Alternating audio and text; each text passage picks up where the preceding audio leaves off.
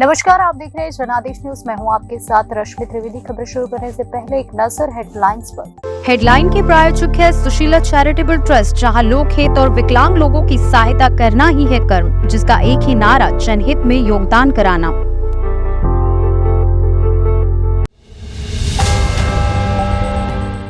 पार्थ पवार कौन है? क्या शरद पवार की विरासत पर कर पाएंगे कब्जा?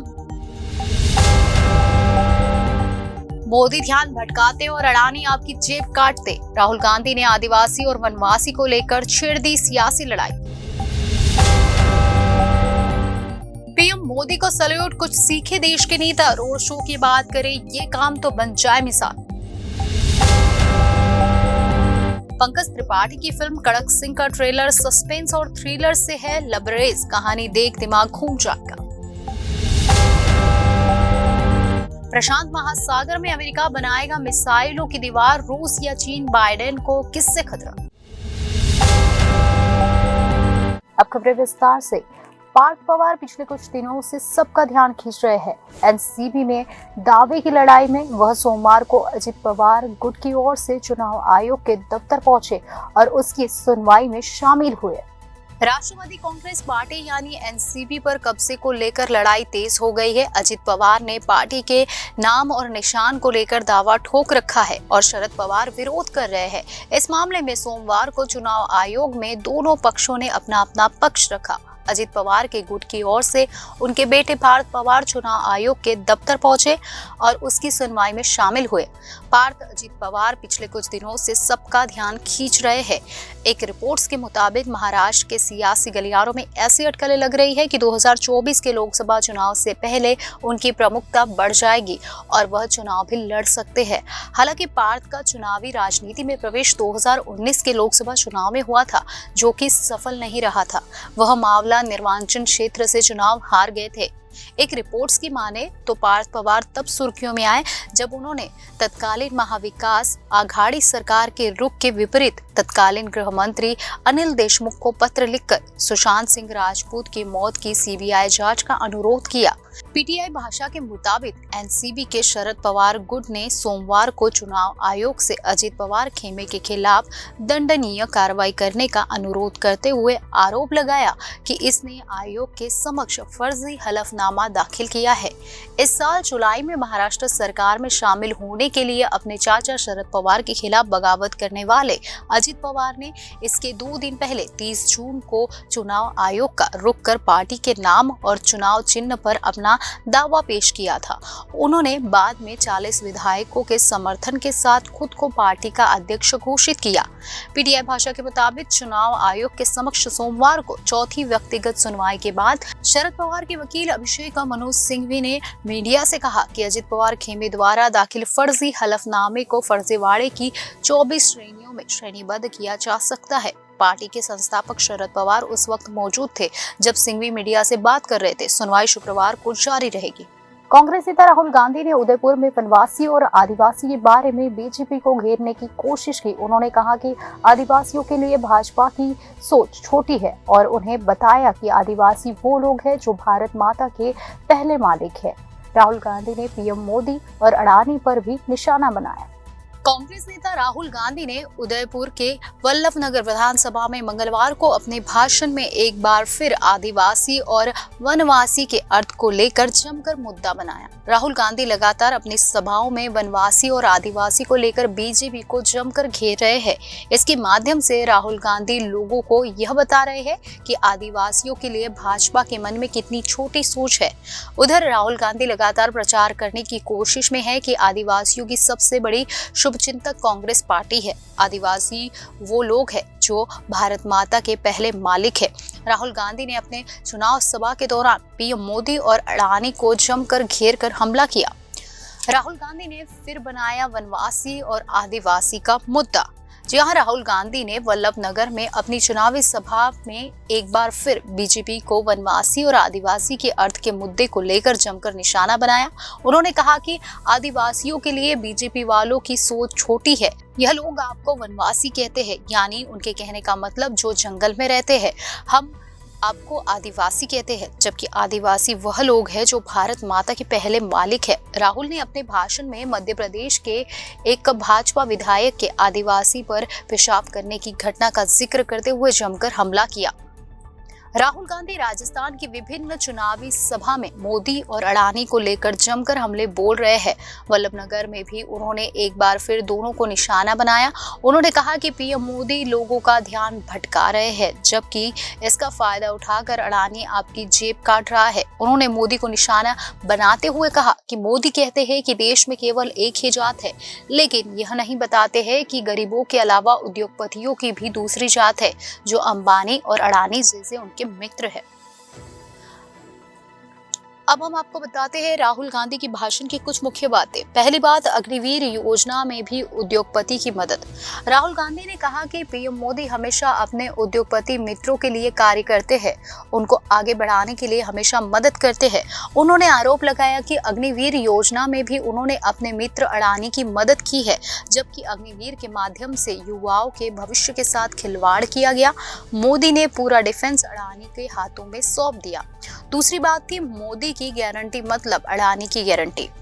राहुल गांधी ने अपनी भाषण में पीएम मोदी और अडानी को लेकर जमकर तंज कसा। उन्होंने कहा कि इस चुनाव में मोदी जो गारंटी दे रहे हैं, इसका मतलब है कि अडानी की गारंटी है, क्योंकि मोदी जो गारंटी देते हैं उसका पैसा अडानी के जेब में जाएगा, जबकि राजस्थान में हमने 7 गारंटियां दी है, उसमें से एक भी पैसा अडानी की जेब में नहीं जाएगा। तीसरी बात थी, टीवी पर 24 घंटे दिखते हैं मोदी। राहुल गांधी ने कहा कि पीएम मोदी अडानी और अंबानी के लिए काम करते हैं, इस कारण वे 24 घंटे टीवी पर दिखते हैं। उन्होंने तंज कसते हुए कहा कि सौदा अच्छा है, अंबानी और अडानी मोदी को 24 घंटे दिखाते हैं, यह जीएसटी का पैसा उधर भेजते हैं। उन्होंने उत्तराखंड में टनल में फंसे मजदूरों की घटना को लेकर भाजपा पर निशाना बनाया। उन्होंने कहा कि टीवी पर केवल क्रिकेट मैच और मोदी दिखाई दे रहे हैं, थोड़ा उन मजदूरों को भी दिखा दो जो फंसे हुए हैं। चौथी बात थी कि राहुल ने फिर उठाई जातिगत गणना की मांग। राहुल गांधी ने अपने भाषण में फिर जातिगत गणना की मांग उठाई है। राहुल गांधी काफी समय से जातिगत गणना की मांग कर रहे हैं। उनका कहना है कि गरीब और आदिवासी लोगों को अधिकार देने के लिए जातिगत गणना की जानकारी आवश्यक है। आखिर पता लग सके कि कितने आदिवासी और गरीब लोगों को सरकार का पैसा मिल रहा है। उनकी पांचवी बात थी कि मोदी जी आदिवासी बच्चों को इंग्लिश मीडियम में नहीं पढ़ाना चाहते। राहुल गांधी ने कहा कि बीजेपी के मन में आदिवासियों के लिए हित की कोई भी भावना नहीं है। उन्होंने कहा कि बीजेपी नहीं चाहती है कि आदिवासियों के बच्चे इंग्लिश मीडियम स्कूल में पढ़े, जबकि अमित शाह और राजनाथ सिंह जैसे नेताओं के बच्चे इंग्लिश मीडियम में पढ़ते हैं। राहुल ने कहा कि मैं चाहता हूँ आदिवासी भी पायलट बने, आगे बढ़े। पीएम मोदी आदिवासियों को वनवासी बोलकर अपनी छोटी सोच बताते हैं। जब मैंने इस पर आपत्ति की तो पीएम मोदी ने यह शब्द कहना बंद कर दिया। राजस्थान में मतदान से पहले ताबड़तोड़ रोड शो और रैलियां देखने को मिल रही है। इस बीच बीजेपी और कांग्रेस के दिग्गज नेता जनता को लगातार साधने की कोशिश कर रहे हैं। पीएम मोदी से लेकर राहुल गांधी तक की नजर फिलहाल राजस्थान पर बनी हुई है, लेकिन रोड शो और रैलियों के बाद सड़कों पर हुई गंदगी का आखिर क्या होगा? हाँ, ये इसलिए कहा जा रहा है क्योंकि इसी को लेकर एमपी के बाद राजस्थान के बीकानेर में बीजेपी की तरफ से अनोखी पहल देखने को मिली है। राजस्थान के बीकानेर में सोमवार शाम पीएम नरेंद्र मोदी ने बीजेपी के उम्मीदवारों के समर्थन में रोड शो किया। इसमें पीएम नरेंद्र मोदी खुले वाहन में खड़े होकर लोगों का अभिवादन करते हुए चल रहे थे। मोदी के रोड शो में कार्यकर्ताओं और लोगों ने पुष्प वर्षा कर स्वागत किया। पीएम के रोड शो के बाद जो हुआ उसने सबको हैरान कर दिया। रोड शो के दौरान सड़क पर काफी मात्रा में पुष्प कुचले जाने से वहां गंदगी एकत्रित हो गई, जिसे देखकर पीएम मोदी ने रोड पर सफाई अभियान के निर्देश दिए। पीएम मोदी का यह निर्देश पाकर केंद्रीय मंत्री से लेकर कार्यकर्ताओं ने त्वरित कार्रवाई कर रातों रात पूरे मार्ग को साफ कर दिया। इस दौरान भाजपा के कार्यकर्ता और मंत्री खुद झाड़ू लगाते हुए नजर आए। झाड़ू लगाने की यह तस्वीर सोशल मीडिया पर जमकर वायरल हो रही है। दरअसल पीएम मोदी सोमवार शाम बीकानेर के जूनागढ़ में भाजपा प्रत्याशियों के समर्थन में रोड शो करने पहुंचे, जहां उनके साथ केंद्रीय मंत्री अर्जुन राम मेघवाल भी मौजूद थे। इस दौरान दोनों खुले वाहन में सवार होने के बाद कड़ी सुरक्षा के बीच लोगों का अभिवादन करते हुए चल रहे थे। रोड शो के दौरान बीजेपी के कार्यकर्ताओं ने जमकर उत्साह देखने को मिला। कार्यकर्ताओं और समर्थकों ने रोड शो का कई जगह पुष्प वर्षा कर जोरदार स्वागत किया। इस दौरान पीएम नरेंद्र मोदी के काफिले पर की गई पुष्प वर्षा से रोड पर गंदगी जमा हो गई। इसको देखकर पीएम मोदी ने रोड शो के बाद तत्काल बीजेपी के नेताओं को सफाई अभियान चलाने के निर्देश दिए। पीएम मोदी की ओर से रोड शो के बाद सफाई अभियान चलाने के निर्देश दिए गए। फिर क्या हुआ? फिर बीजेपी के नेता तत्काल हरकत में आ गए। उन्होंने सफाई अभियान शुरू करवा दिया। इस दौरान भाजपा के कार्यकर्ता अपने हाथों में झाड़ू लेकर सफाई अभियान में जुट गए।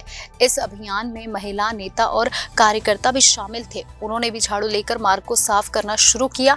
इस दौरान रातों रात ही भाजपा के कार्यकर्ताओं ने पूरे मार्ग को साफ कर दिया। पीएम मोदी की ओर से दिए गए सफाई के संदेश को लेकर सोशल मीडिया पर जमकर चर्चा हो रही है। वही कार्यकर्ताओं के साफ सफाई अभियान की तस्वीरें सोशल मीडिया पर वायरल हो रही है। इससे पहले भी बीते दिनों पीएम मोदी की ओर से मध्य प्रदेश में भी सफाई का संदेश दिया गया था। जहां भी पीएम मोदी का रोड शो आयोजित हुआ, उस दौरान रोड पर गंदगी हुई। इसको लेकर पीएम मोदी के आदेश के बाद भाजपा कार्यकर्ता इन इलाकों की सफाई में तुरंत जुट गए। रोड शो खत्म होने के बाद इंदौर महापौर पुष्पमित्र भार्गव ने हाथों में झाड़ू थामी और मार्ग में पड़े फूलों को समेटने में जुट गए। लगभग कुछ ही घंटों में पूरे इलाके की सफाई हो गई। पीएम मोदी ने बीकानेर पूर्व से बीजेपी प्रत्याशी सिद्धि कुमारी और पश्चिम से जेठानंद व्यास के पक्ष में सोमवार शाम को रोड शो किया था। इस रोड शो के दौरान बीजेपी के कार्यकर्ताओं और नेताओं में काफी उत्साह देखने को मिला। कार्यकर्ताओं ने पीएम मोदी और केंद्रीय मंत्री अर्जुन राम मेघवाल पर पुष्प वर्षा कर जोरदार स्वागत किया। रोड शो के दौरान कार्यकर्ताओं के स्वागत से पीएम मोदी भी अभिभूत नजर आए। इस दौरान पीएम मोदी की एक झलक पाने के लिए आमजन और समर्थकों की भारी भीड़ नजर आई। बड़े पर्दे से लेकर ओटीटी की दुनिया पर जमकर राज करने वाले पंकज त्रिपाठी अब अपनी नई सस्पेंस थ्रिलर फिल्म कड़क सिंह को लेकर हाजिर हो रहे हैं। इस फिल्म का ट्रेलर रिलीज हो चुका है, जिसकी कहानी काफी जबरदस्त है। फिल्म की कहानी एक गुत्थी की तरह है जो पंकज त्रिपाठी के इर्द गिर्द घूमती है। पंकज त्रिपाठी अपने चाहने वालों के लिए एक और धमाकेदार फिल्म लेकर आ रहे हैं। फिल्म कड़क सिंह का ट्रेलर रिलीज हो चुका है, जिसमें पंकज त्रिपाठी की याददाश्त को लेकर सस्पेंस नजर आ रहा है। उनके चारों तरफ कुछ न कुछ ऐसा हो रहा है जो अंत में जाकर उनसे ही जुड़ा साबित होता है। इस क्राइम थ्रिलर में संजना सांघी पंकज त्रिपाठी की बेटी बनने का ड्रामा करती है और हॉस्पिटल में उनकी सेवा करती दिखती है। पंकज कहते नजर आते हैं कि हॉस्पिटल में कभी उनकी बेटी, कभी गर्लफ्रेंड, कभी बॉस बनकर कोई ना कोई रोज मिल रहा है, लेकिन उन्हें कुछ भी याद नहीं आ रहा है वह हॉस्पिटल में पहुंचे कैसे। संजना बताती है कि वह स्ट्रिक्ट है, इसलिए उन्होंने उनका नाम खड़क सिंह रखा है। वैसे फिल्म में लोग उन्हें AK श्रीवास्तव कहकर बुलाते हैं। फिल्म में दिखाया गया है कि पंकज का बीता कल कुछ ऐसे रहस्यों से घिरा है जो उनके जिंदगी में तूफान ला सकता है। इस ट्रेलर में पंकज त्रिपाठी कुछ इंटीमेट सीन देते हुए भी दिख रहे हैं। हालांकि ट्रेलर देखकर ऐसा भी लगता है कि पंकज त्रिपाठी कोई सोची समझी चाल चल रहे हैं और वो भूलने की बीमारी का बहाना लेकर बेड से सारे खेल का मुआयना कर रहे हैं। ये फिल्म सिनेमाघर में नहीं बल्कि OTT प्लेटफॉर्म ZEE5 पर रिलीज हो रही है। साफ है कि अब इस शानदार फिल्म का लुत्फ आप घर बैठे उठा सकते हैं। इस फिल्म की कहानी में कई परतें नजर आ रही है और ऐसा लग रहा है कि ट्रेलर की तरह ही फिल्म की कहानी जबरदस्त होने वाली है। अमिताभ बच्चन ने भी पंकज त्रिपाठी की इस फिल्म का ट्रेलर सोशल मीडिया पर शेयर किया है और लिखा है, दादा आपकी फिल्म के लिए मेरा विश और प्रार्थनाएं। काफी इंटरेस्टिंग लग रहा है। इस पर पंकज त्रिपाठी ने लिखा है, सादर प्रणाम सर, आपको रुचिकर लगा। इससे पहले पंकज त्रिपाठी की फिल्म ओ माय गॉड 2 सिनेमाघरों में रिलीज हुई थी, जिसमें उनके साथ अक्षय कुमार भी नजर आए थे। इस फिल्म को सेंसर बोर्ड की तरफ से A सर्टिफिकेशन मिला था और इस वजह से ही काफी नुकसान भी उठाना पड़ा था। बहरहाल फिल्म ने बॉक्स ऑफिस पर ठीक ठाक कमाई कर ली थी। अमेरिका प्रशांत महासागर में मिसाइलों की दीवार बनाने जा रहा है। इसका प्रमुख मकसद अमेरिका के दुश्मनों को उसके हित तो नुकसान पहुंचाने से रोकना है। इस दीवार में एयर और मिसाइल डिफेंस सहित लंबी दूरी तक हमला करने में सक्षम मिसाइलें शामिल होंगी। इस दीवार को बनाने की जिम्मेदारी US पैसिफिक कमांड के पास है। ताइवान पर संभावित चीनी आक्रमण को रोकने के लिए अमेरिका लंबी दूरी तक मार खाने वाली मिसाइलों को तैनात करने जा रहा है। इसे अमेरिका का एक उत्तेजक कदम माना जा रहा है जो प्रशांत महासागर में मिसाइल हथियारों की दौड़ को भटका सकता है। डिफेंस वन की रिपोर्ट के अनुसार अमेरिकी सेना के पैसिफिक फोर्स के कमांडर जनरल चार्ल्स फ्लिन ने नोवा स्कोटिया में हैलिफैक्स इंटरनेशनल सिक्योरिटी फोरम में कहा था कि अमेरिका 2024 में प्रशांत क्षेत्र में टॉम हॉक और SM-6 सहित नई मध्यम दूरी तक मार करने वाली मिसाइलें तैनात करेगा। यह तैनाती रूस और अमेरिका के 2019 में इंटरमीडिएट रेंज न्यूक्लियर फोर्सेस यानी INF संधि से हटने के कारण संभव हुई है। अमेरिका ने आरोप लगाया था कि रूस इस संधि का पालन नहीं कर रहा है। इसके बाद दोनों देश इस समझौते से पीछे हट गए थे। डिफेंस वन की रिपोर्ट के अनुसार कहा गया है कि अमेरिकी सेना की प्रिसीजन स्ट्राइक मिसाइल यानी PRS-AM को भी इस क्षेत्र में तैनात किया जा सकता है। यह मिसाइल 500 किलोमीटर से अधिक दूर के लक्ष्य पर हमला कर सकती है। अपने संबोधन में फ्लिन ने चीन की सैन्य क्षमताओं की तेजी से प्रगति पर जोर दिया, जिसे उन्होंने क्षेत्रीय और वैश्विक स्थिरता को खतरे में डालने वाला बताया। अमेरिकी जनरल ने ताइवान पर चीनी आक्रमण के बारे में अटकलों से परहेज किया। उन्होंने चीनी नेता शी जिनपिंग के रणनीतिक निर्णयों का प्रभावित करने वाले कई कारकों को रेखांकित किया। इनमें आर्थिक प्रतिबंधों का प्रभाव, क्षेत्र में अमेरिकी गठबंधन को कमजोर करने के प्रयास, संभावित आक्रमण के लिए चीन की सेना की तैयारी का आकलन और चीन की सूचना और प्रभावी संचालन की प्रभावशीलता शामिल है। चीन की बढ़ती सैन्य ताकत से परेशान है अमेरिका। रिपोर्ट्स में कहा गया है कि अमेरिकी सेना ने नई मिसाइलों की तैनाती प्रशांत क्षेत्र में एक बड़े रणनीतिक बदलाव का संकेत देती है, जो क्षेत्र में चीन के सैन्य विस्तार और मुखर व्यवहार पर बढ़ती चिंताओं को दर्शाती है। यह भारत प्रशांत क्षेत्र में स्थिरता बनाए रखने और संभावित संघर्षों को रोकने के लिए एक व्यापक भू राजनीतिक रणनीति का भी संकेत देता है।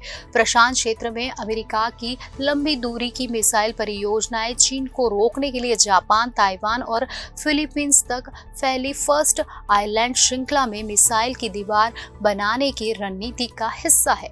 जुलाई 2023 में एशिया टाइम्स ने बताया कि US मरीन क्रॉप्स यानी USMC ने जमीन से लॉन्च किए जाने वाले टॉम हॉक मिसाइल के लॉन्ग रेंज फायर लॉन्चर का अनावरण किया था, जो remotely operator ground unit for expeditionary fire यानी ROGUE फायर वाहन पर आधारित एक अनक्रूड लॉन्च वाहन है। यह launch range fire launcher, hypersonic ground launch system, operational fires और टाइफून मिसाइल लॉन्चर से जुड़ी मोबिलिटी के अंदर को हल कर सकता है, जो किसी 130 कार्गो विमान में फिट नहीं हो सकता है।